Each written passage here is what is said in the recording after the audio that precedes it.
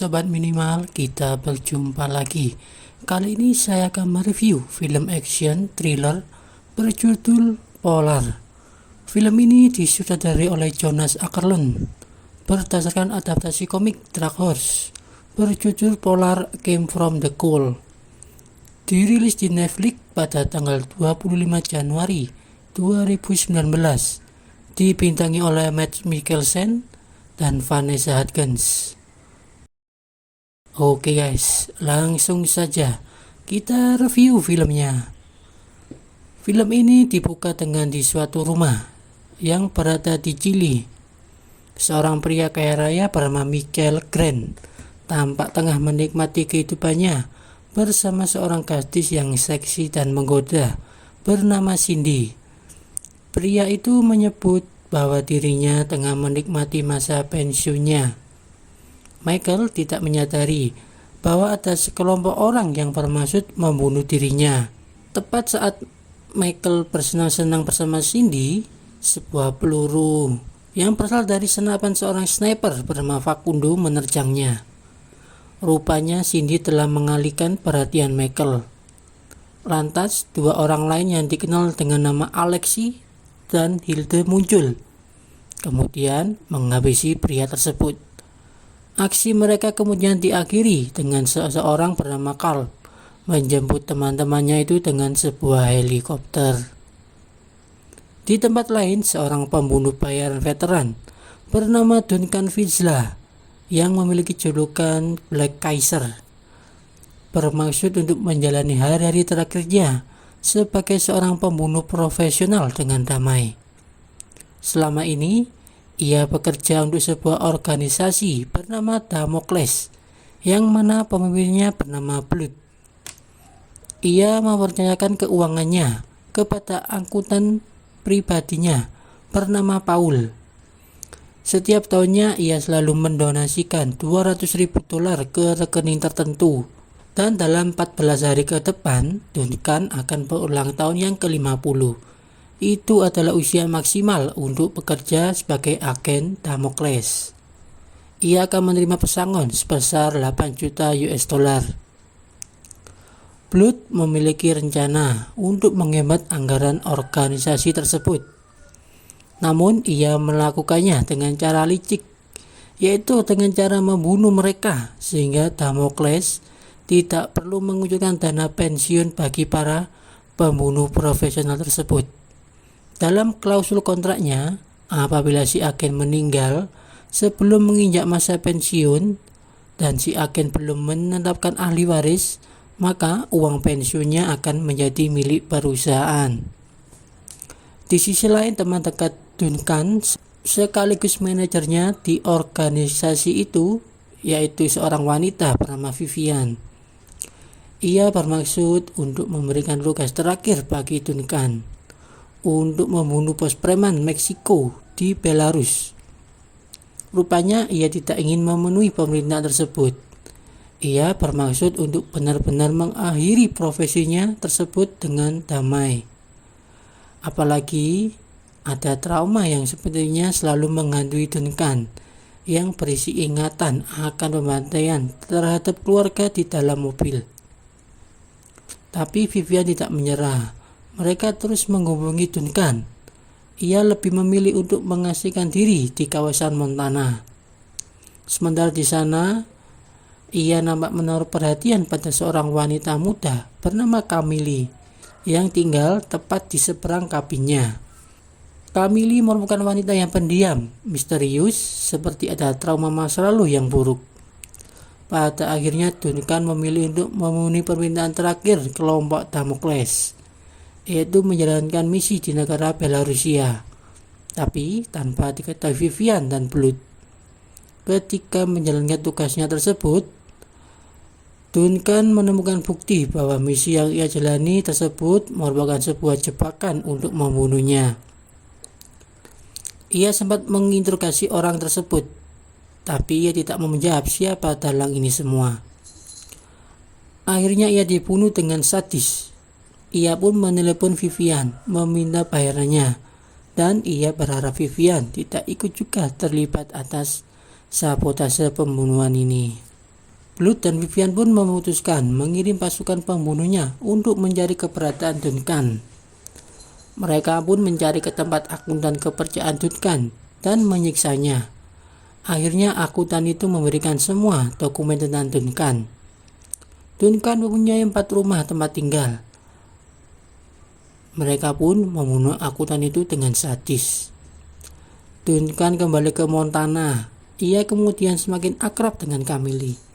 Bahkan berkat wanita tersebut, ia menjadi seorang guru di sebuah sekolah lokal. Sementara itu, pembunuh bayaran Blood mencari Duncan di 4 tempat itu, tapi tidak menemukannya. Malah mereka membunuh orang-orang tak bersalah tersebut dengan sadis. Akhirnya mereka menemukan beberapa dokumen cek donasi dengan pengirimnya dari Bank Credit Union Montana di Triple Oak. Mereka pun pergi ke sana dan akhirnya menemukan Duncan saat ia membeli sebuah hadiah untuk Camille. Mereka pun memasang perangkap dengan menggunakan Cindy dengan pura-pura mobilnya mogok di tengah jalan. Duncan pun melihatnya dan mengajak Cindy ke rumahnya karena ia beralasan hanya menumpang ngecas karena baterai HP-nya lowbat. Saat di rumah Duncan, Cindy mengalihkan perhatiannya dengan menggodanya, sama persis saat membunuh Michael di Chile. Tim lain pun bergerak mengepung rumahnya. Sebuah peluru dari sniper ditembakkan ke arah Duncan, tapi Duncan menyadarinya. Ia berhasil selamat, malah Cindy yang terkena peluru tersebut. Aksi tembak-tembakan pun dimulai. Duncan mulai membunuh satu persatu kelompok pembunuh itu dengan sadis.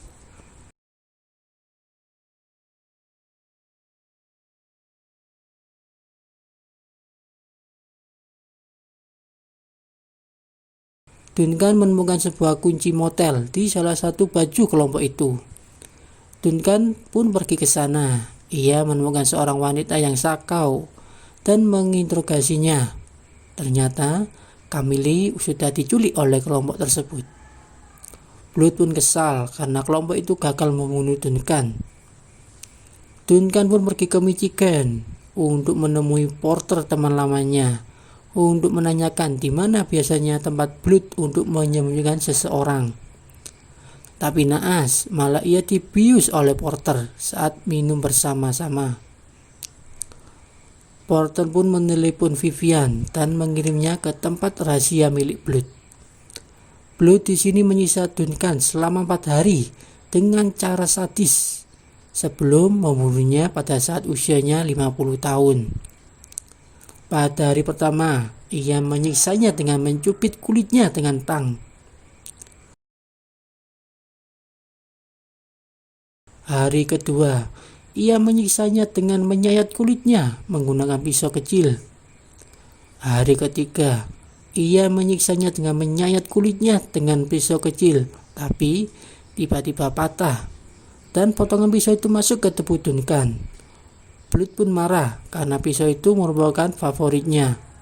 Ia langsung menusuk mata kiri Duncan dengan sadis. Duncan pun berinisiatif mengambil potongan pisau itu dan menggunakannya untuk membuka kunci di tangannya.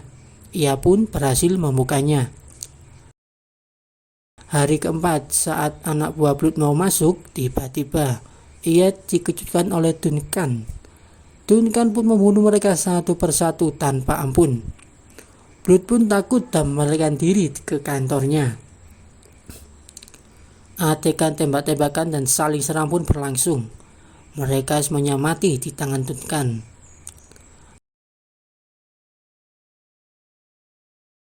Akhirnya Duncan pergi ke teman tempat lamanya bernama Jasmine.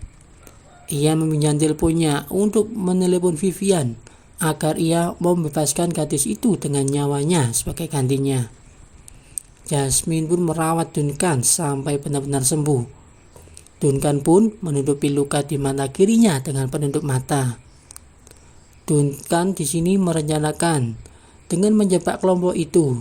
Ia meminta bantuan kepada Jasmine dengan meminjamkan seluruh alat tempur taktisnya. Ia pun pergi ke sebuah gudang kosong dan memasangkan semua alat tempurnya itu. Duncan pun menelpon Vivian untuk membicarakan tempat pertukaran gadis itu.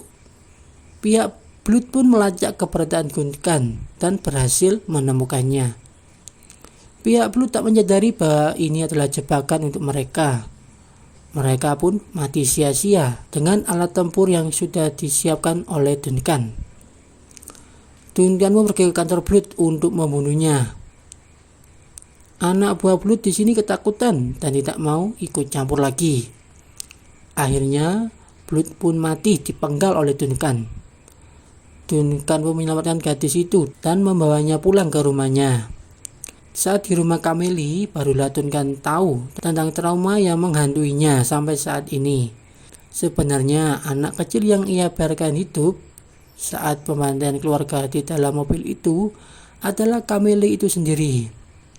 Camille di sini ingin tahu kenapa ia tidak membunuhnya saat itu. Saat ini ia mengalami trauma atas kehilangan orang tuanya. Duncan tidak membunuhnya karena ia merasa kasihan dan masih kecil, karena itu ia selalu mendonasikan uangnya ke anak tersebut untuk menebus dosanya. Camille pun tahu keberadaan Duncan dengan melacak bank yang ia gunakan untuk mendonasikan uangnya kepadanya. Camille pun ingin membunuh Duncan dengan tangannya sendiri, tapi ia dibiarkan hidup untuk membantunya untuk menemukan siapa dalam sesungguhnya yang menyuruh membunuh orang tuanya.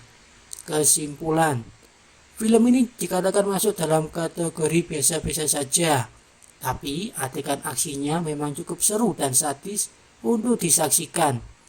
Sayangnya film ini memiliki plot yang terlalu familiar. Tidak ada unsur tambahan yang membuatnya menjadi tontonan yang menarik dan unik. Yang mana temanya sangat mirip dengan John Wick, seorang pembunuh bayaran yang ingin mengakhiri karirnya dan hidup damai. Oke guys, sekian review dari saya.